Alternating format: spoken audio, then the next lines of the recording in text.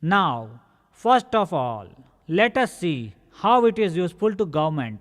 It helps government in collecting various kinds of direct and indirect taxes like sales tax, income tax, excise duty, customs duty, octroi fees, service taxes and various surcharges levied by the various revenue collecting departments of the government.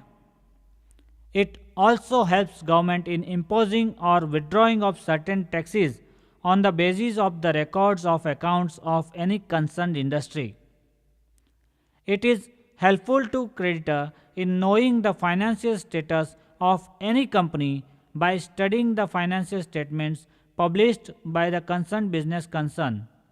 On this basis, they can decide to reinvest, invest further, or to recover the amount due from the said concern. It is also useful to debtor in knowing his liabilities and plan his activities to decrease his financial burden. It is also helpful to managers. In case of joint stock company and cooperative society, there is a division of ownership and management. Ownership remains with the shareholders and management looks after the business activities.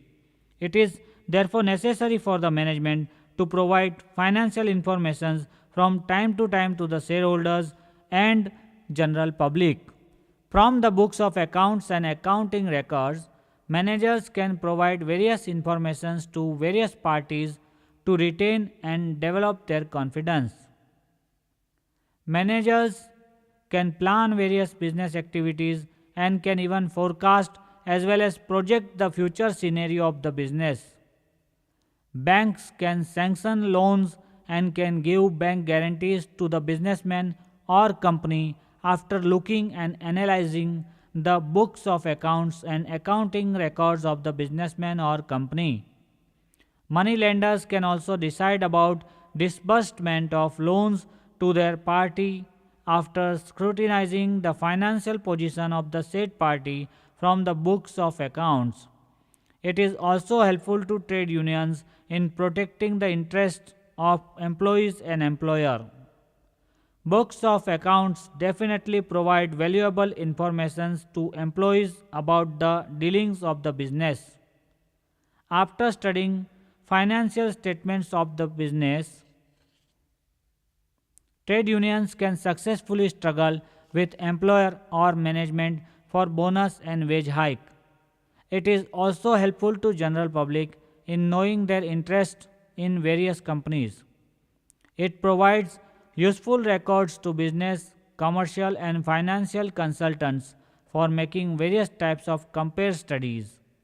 It also provides supporting vouchers to various kinds of researchers and students who can undertake various types of case studies.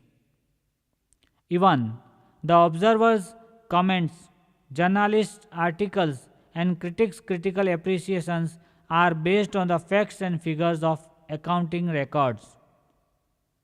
Thus, it seems that the utility of bookkeeping is very important to one and all because it fulfills various types of objectives of many kinds of parties. Every faculty, like arts, commerce, and science, has its own terminologies and business jargons for smooth and unbiased communication. Thus, certain words have specific meaning in specific faculty or in the subjects of specific faculty. A particular meaning is attributed to a particular word and is used to explain a particular person, thing, or action. For example, casting, CASTING, means totaling in bookkeeping and accountancy. Afterwards, you may look for yourself in dictionary to learn some other general meanings of casting. But in bookkeeping and accountancy, casting has a particular meaning and that is totaling, TOTALING. Now, let us understand the basic accounting terminologies used in bookkeeping and accountancy like transaction, goods, services, entry, journal, journal entry, narration, folio, debtor, creditor, account, drawing account, assets, liabilities, debt, solvent, insolvent, capital, drawings, income, expenses, invoice, discount, bad debt, posting, and also to debit and to credit. Now, first of all, we'll understand what is transaction. What does transaction mean? Transaction means carrying on of any kind of business or a piece of business. It's a deal. It is an exchange of goods or services. There must be at least two persons or parties for completing a transaction. Payment of cash, purchase of goods, receipt of cash, sale of goods, etc. are the different types of transactions. Business transactions are grouped into three classes. First, barter transaction, second, cash transaction, and third, credit transaction. First, barter transaction. In barter transaction, goods or services are exchanged for other goods or services. In this type of transaction, money does not play any role. For example, 10 kg of sugar purchased by paying 2 logs of wood. Number 2. Cash transaction. In cash transaction, goods or services are directly exchanged for cash. In this type of transaction, money is necessarily important for making payment. For example, 10 kg of sugar purchased by making cash payment of rupees 300. Third, credit transaction. In credit transaction, goods or services are exchanged for certain value to be received in future. In this type of transaction, goods or services are purchased, but payment is postponed to future date. For example, Mr. X purchased goods worth rupees 300 and agrees to pay the amount after say 15 days. Now, let us understand what is goods.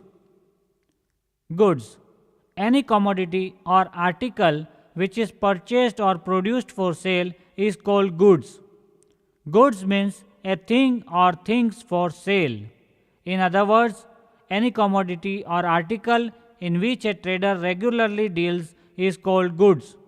For example, plywood is goods for a wood merchant, but wooden furniture lying in his store is not goods. It is an asset. It is his asset. Similarly, cloth is goods for cloth merchant and TV is goods for TV dealer. Services. Services means a performance of duties for some consideration of money or money's worth. To work in the service of others. Professional services, useful labor, etc.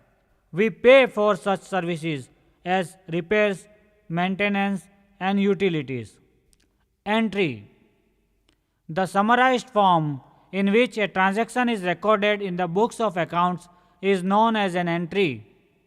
An entry is recorded for various transactions like sale of goods, purchase of goods, receipt of cash, payment of cash, etc. etc. For each transaction, separate entry is recorded. Journal. Journal is a prime book of account. Any transaction, as soon as it takes place, is first of all recorded in the journal. This is a book of daily records. In journal, all types of business transactions are recorded chronologically, with details of the accounts debited and credited and the amount of each transaction. Journal entry. Journal entry is an entry for the transaction passed or recorded in journal. Narration. Narration is an explanation of an entry. It is required to be written just below the entry into brackets. It is written to explain the meaning of the transaction. It is to be written in simple and clear language. It always begins with the word being. For example, if Mr. A purchased goods of rupees 500 in cash, he will pass or record a journal entry for this transaction, and after passing such journal entry, he will write narration starting with being goods worth rupees 500 purchased in cash. In short, narration is a brief explanation of the transaction.